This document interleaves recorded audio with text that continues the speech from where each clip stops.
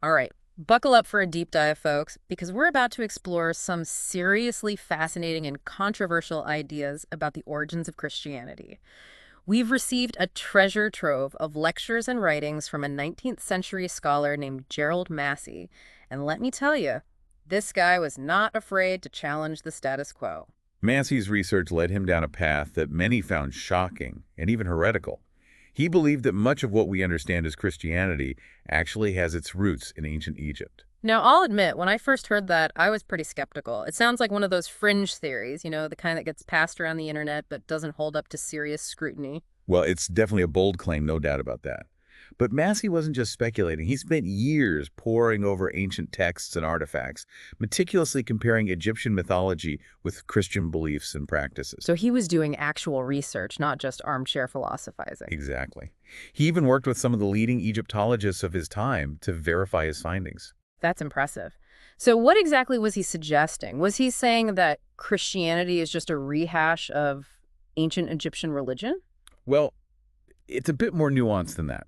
Massey believed that Africa, and specifically Egypt, was a wellspring of myths, symbols, and religious ideas that spread throughout the ancient world. So he saw Egypt as kind of a cultural hub, spreading its influence far and wide. Exactly. And he traced these ideas as they traveled through various cultures, from the Hebrew to the Persian to the Greek.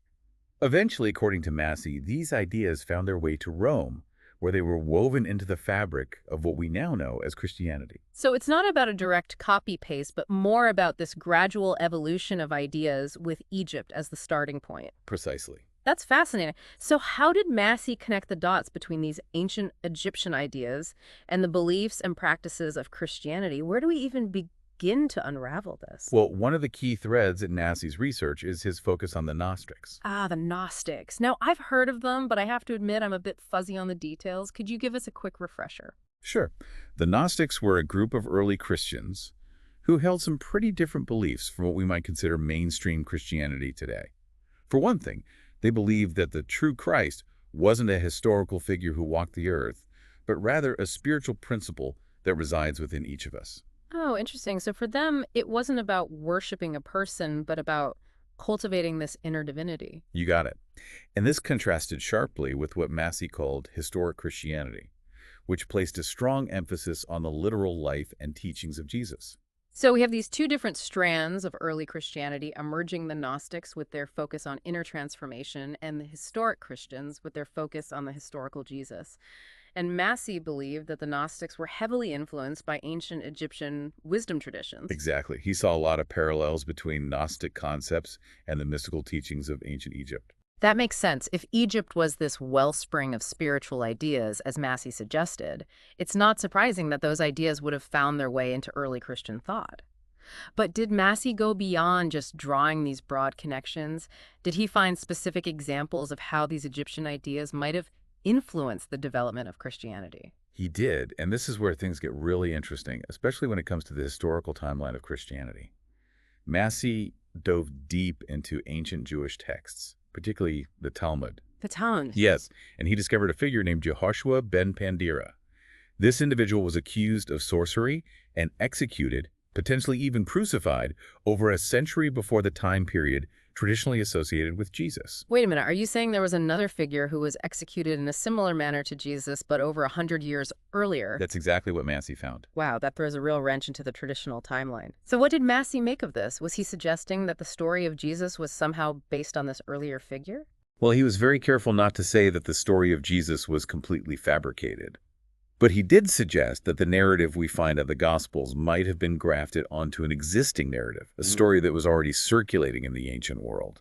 So he's not denying the existence of Jesus, but he's suggesting that the narrative we know might have been influenced by earlier traditions, possibly even drawing upon the story of this Jehoshua ben Pandira. That's right.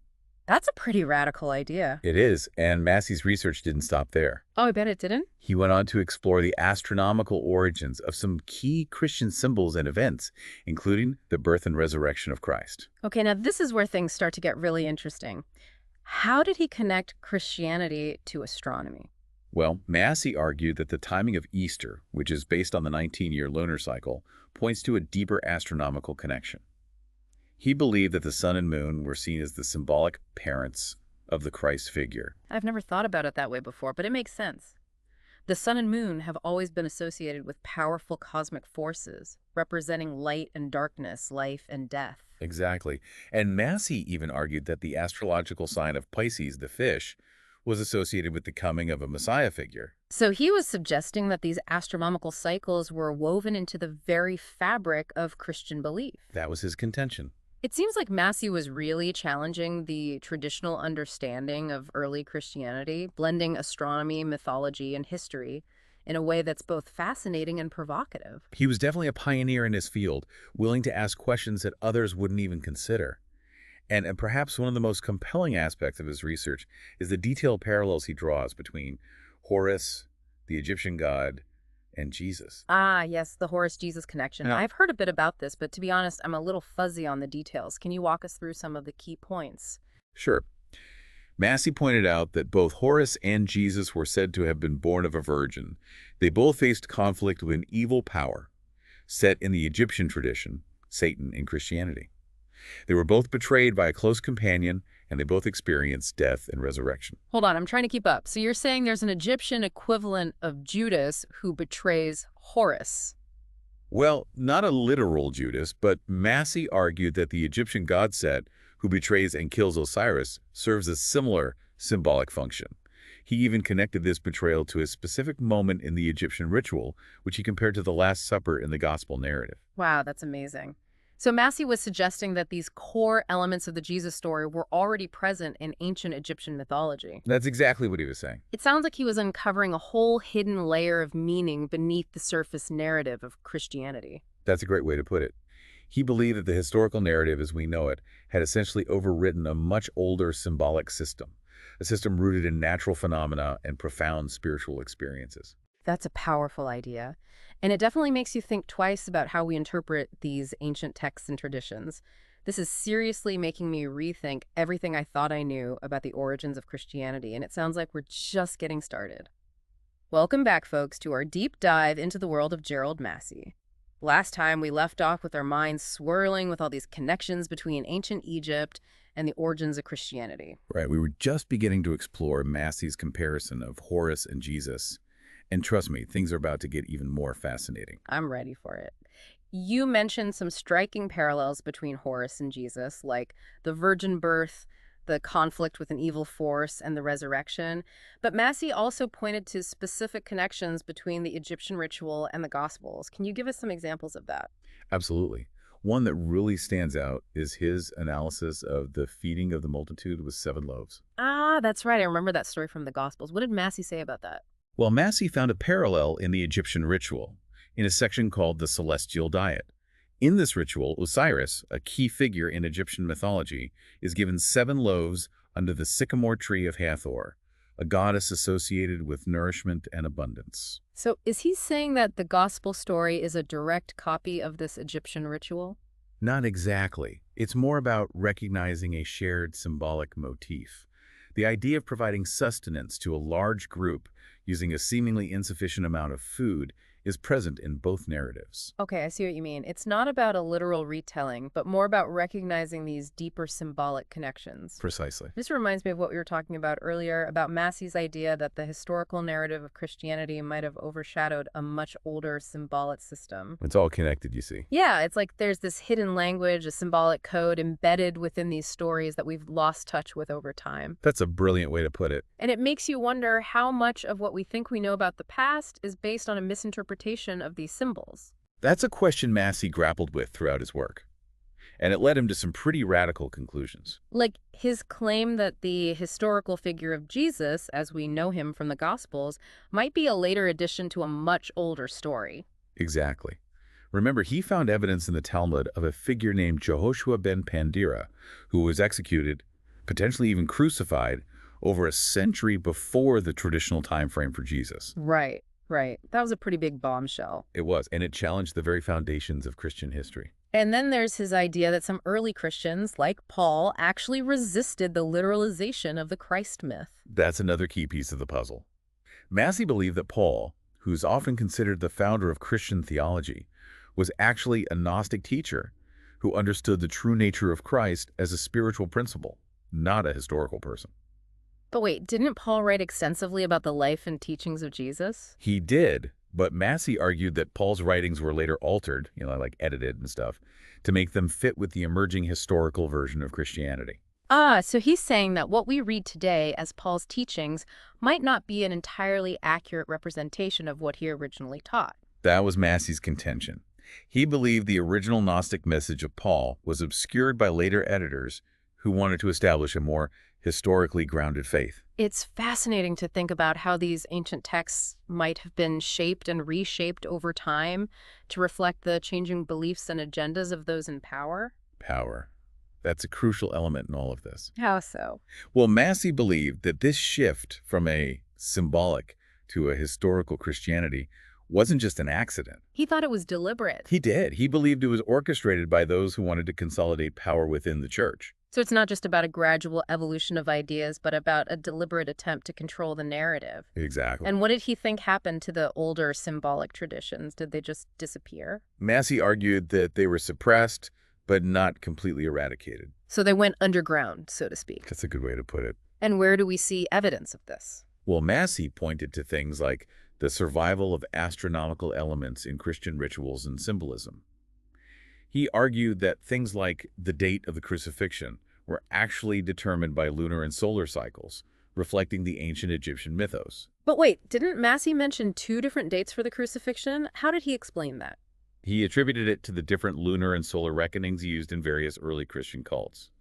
These different calculations were eventually preserved by the Eastern and Western churches. So he's not saying there were literally two crucifixions. No. He's explaining the 2 days as a reflection of different astronomical systems that were in use at the time. And he saw this as further evidence of his theory, right? Precisely. He believed these seemingly conflicting dates actually highlight the astronomical underpinnings of the Christian narrative.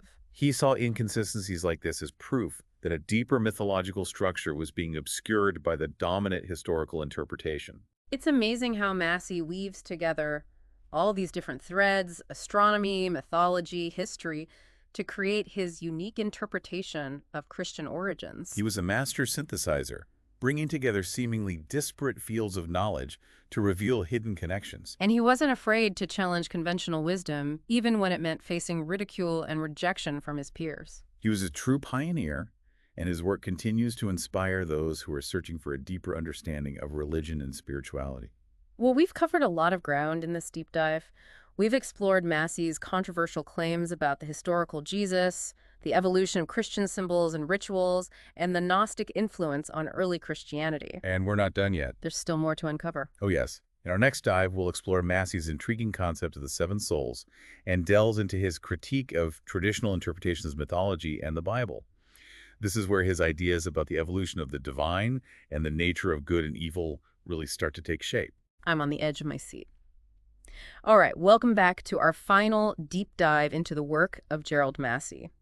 We've been on quite a ride with this 19th century scholar, and I have to say, his ideas have really shaken up my understanding of, well, pretty much everything. Yeah, he was a real trailblazer, that's for sure. His research challenged so many conventional notions about religion, history, and spirituality.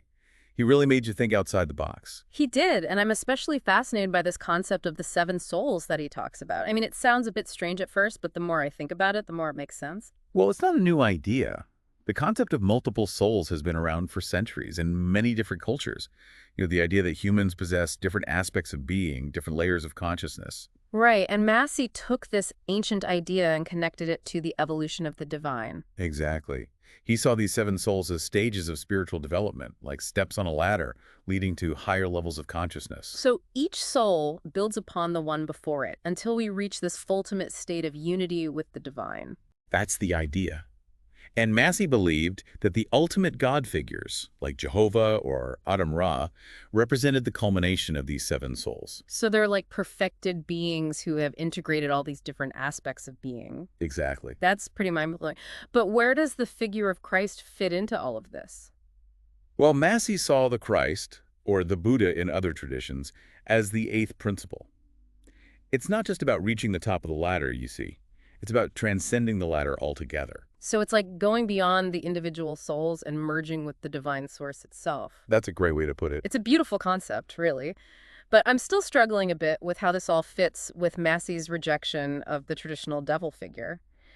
If there's no external evil holding us back, what prevents us from achieving this state of spiritual unity?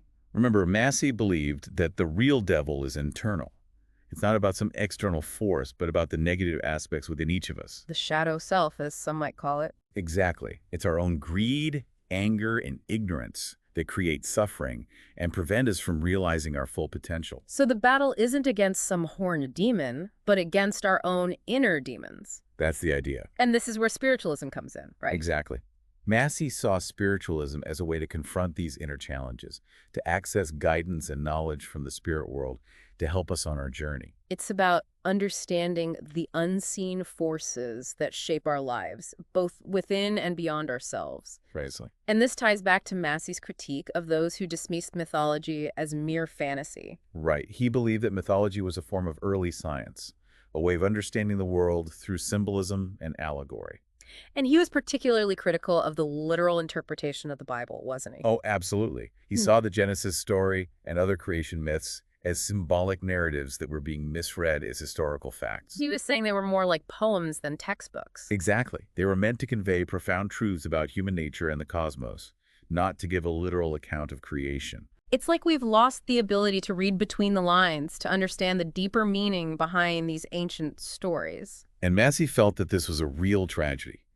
He believed that by rediscovering the symbolic language of mythology, we could unlock a much richer and more profound understanding of our spiritual heritage. It's a call to reclaim the wisdom of the ancients, to see beyond the literal and embrace the metaphorical. Exactly.